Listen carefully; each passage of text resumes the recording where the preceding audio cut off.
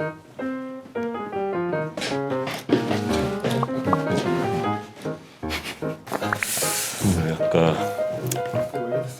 네, 들어갈까요? 다들. 네, 그냥 저희 원래 하던 대로 그냥 하면 되니까.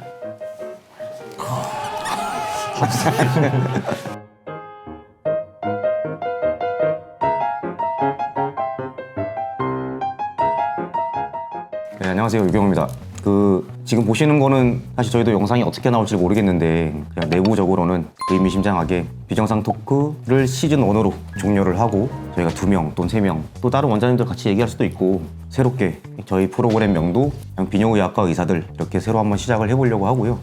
그러니까 저희 지금 이렇게 똑같이 있는 것 같지만 또 그런 기대를 하고 비뇨의학과 의사들 제 1편 시작해 보겠습니다.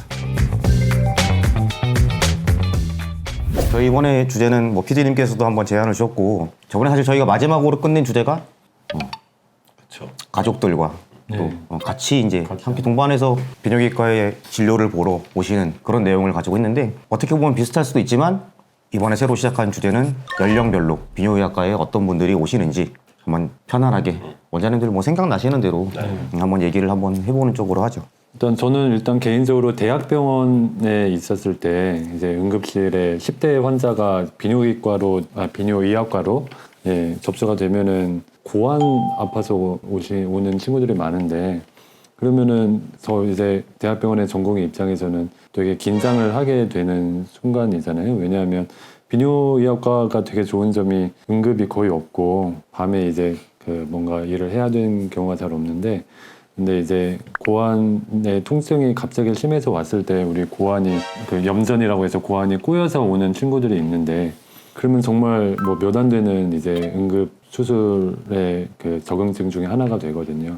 그래서 고환 아픈 친구들 많이 생각이 나고 또 최근에는 이제 성관계가 조금 시작하는 연령이 많이 낮아지고 있고 정말 놀랄 정도로 어린 친구가 그런 문제로 이제 상담하러 오는 친구들도 많이 있거든요. 그런 경우도 많이 있죠. 이창기 원장님 혹시? 저 같은 경우도 이제 전공의 때는 유채만 원장님 말씀하신 것처럼 이제 고환 쪽 응급 질환이거나 아니면 저는 이제 전공의가 소아 비뇨기과 환자들이 많았는데 기형을 동반한 요도 기형 아니면 요로 감염 이런 게 있어서 이제 그런 환아들 수술이나 치료를 많이 받던 것 같고요. 이제 이렇게 제가 진료를 직접 하면서 보는 10대들은 생각보다 저도 성병으로 찾아오는 친구들이 많더라고요. 그래서 확실히 저희도 아직 그렇게 늙지는 않았다고 생각하는데 저희 때랑은 또 다른 그래서 이게 무조건 숨기거나 할 건 아닌 것 같고 좀 제대로 저희라도 알려드리고 좀 예방할 수 있는 건 예방하고 그런 게 필요할 것 같습니다. 그리고 이제 주로 또 다음 볼 수 있는 건 배뇨장애. 어린 친구들도 소변을 너무 자주 봐요 하는 걸로 자주 오거든요. 근데 이제 소아들은 성인하고 좀 다른 게 물론 염증이 있을 수도 있지만 이 심리적인 게 너무 커요. 그래서 동생이 생겼다거나 아니면 학교에서 친구들이랑 사이가 안 좋다거나 이사를 갔다거나 이런 새로운 환경 노출됐을 때 이제 그런 배뇨장애로 증상이 표현될 수 있기 때문에 그럴 땐 이제 부모님하고 그런 걸 좀 잘 상의해야 되는 것 같습니다. 고환 염전이 이제 교과서적으로도 10대 12세부터 20세 이렇게 해서 제일 많이 생긴다고 돼 있는데 얼마 전에도 저희 병원에 오셨던 분 중에 고등학생이었는데 그냥 고환이 아파서 근데 그게 이틀 전부터 아팠다는 거예요. 근데 초음파 보고 진짜 깜짝 놀랐던 게 고환 염전인데 이틀 전부터 이게 정말 초초초 응급인데 본인은 그냥 고환이 아프다가 또 좀 통증이 좀 가라앉는 것 같으니까 그냥 용기 내서 용기 내서 이제 오셨는데 고환 염전. 근데 이틀이나 지났는데 저도 이제 약간 멘붕이 온 거죠. 이거 진짜 고환이 제 기능을 못하면 어떡하나. 이제 고환을 정말 제거를 해야 되는 상황이 올 수도 있기 때문에 당장 부모님 연락하라고 해서 지금 수술 들어가야 될 것 같다. 근데 결과는 정말 다행히 좋았어요. 저는 진짜 운이 좋았다고 보는데 정말 비뇨의학과, 비뇨기과가 문턱이 그래도 10대는 아직까지도 정말 높을 거라고 생각을 하거든요. 그래서 일단은 너무 망설이지 말고 어디가 좀 안 좋으면은 바로 병원 아니면 부모님한테도 이런 걸 좀 자연스럽게 얘기를 해야지 부모님도 좀 걱정을 하고 이렇게 같이 병원을 한번 가보고 그럴 텐데 이렇게 정말 그때 만약에 시기를 놓쳐서 이틀 만에 수술해서도 고환을 살려냈지만 안 그랬으면 정말 그분은 평생 고환 한쪽이 이제 없는 채로 살게 되는 경우가 되니까 정말 이게 10대 때 제일 많이 생기니까 이거는 진짜 곧 이제 지금 이제 10대 자녀를 두신 부모님이 되시는데 10대 자녀가 있는 부모님들은 진짜 아이가 고환이 아프다 특히 남자는 그러면 무조건 일단 고환 염려는 아닌지부터 생각을 하고 바로 병원 데려가야 되는 게 1순위라고 생각을 하거든요. 정말 환자 케이스가 많은 건 아니지만 항상 마음속에 염두를 하고 있어야 되는 그런 질환이 아닌가.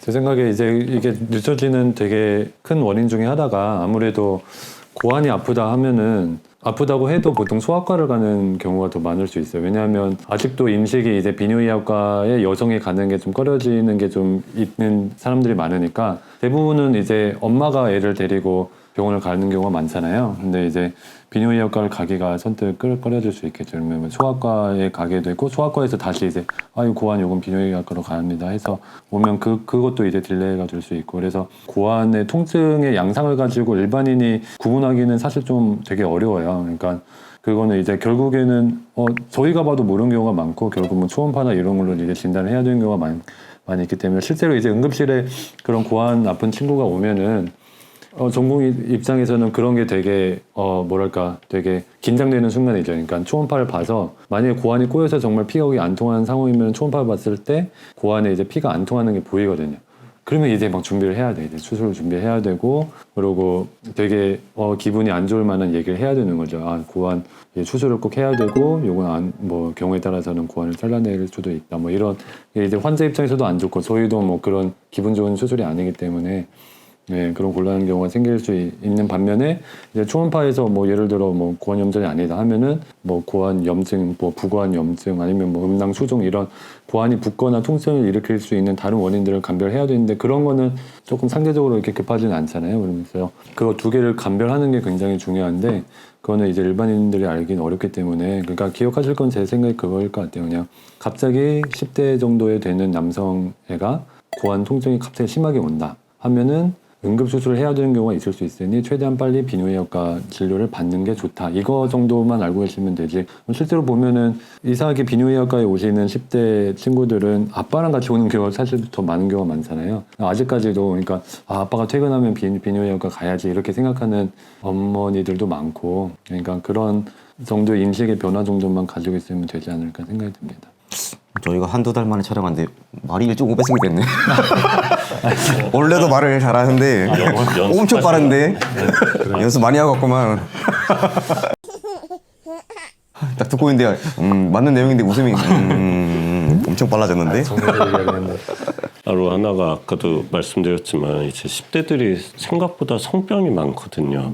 네, 근데 진짜 본인들도 이게 뭔지도 모른 채 너무 지체하다가 너무 악화된 채로 오게 되면 이게 이제 본인뿐만 아니라 그 상대방도 꼭 검사나 치료가 필요하기 때문에 제대로 이건 좀 알고 안전하게 뭐 관계를 하더라도 안전하게 하는 게 맞는 것 같아요. 그래서 청소년 분들이 콘돔을 구입한다거나 이제 이런 것도 조금 뭐 가서 하는 게 불편할 수 있는데 편의점에서 콘돔 청소년들 살 수 있는 거 알고 계시나요? 최근에 알았던 그렇죠. 그 뭐 콘돔을 청소년 분들도 일반형 콘돔은 편의점에서 구매할 수 있고요. 뭐 돌기형이나 이제 특수한 것 같은 경우는 이제 구입이 안 되기 때문에 어찌 됐든 콘돔을 구입해서 좀 이런 성병이나 이런 걸 예방할 수 있는 그런 좀 건전한 이게 뭐 저희가 또 생각하는 거랑 10대에서 생각하는 그 성 문화가 또 다를 수가 있고 충동적인 것도 있을 수 있기 때문에 지금 말씀하신 것처럼 콘돔 같은 거는 정말 부끄러워질 게 아니고 편의점 가서 잘 구매를 해서 안전하게 원하지 않는 진짜 임신을 하면 안 되고 성병 같은 것도 예방할 수 있으니까 하시는 게 맞을 것 같고 그리고 또 아무래도 10대 청소년이나 이렇게 어릴 때는 오히려 막 성에 대해서 얘기를 한다든지 내가 그쪽에 대해서 나는 잘 몰라 오히려 이런 게 인정을 받는 거지 너무 내가 막 성에 대해서 얘기를 한다든지 잘 알고 있으면은 오히려 쟤 좀 그렇게 보일 수 있기 때문에 그걸 부끄러워할 수 있거든요. 그러니까 뭐 겉으로는 아니더라도 기본적인 내용 같은 거는 좀 숙지는 잘 하고 있어야지. 그래서 항상 이창기 원장님 하시려고 하지만은 성교육, 맞아요. 성교육. 제대로 된 성교육도 정말 중요하다고 생각을 하죠.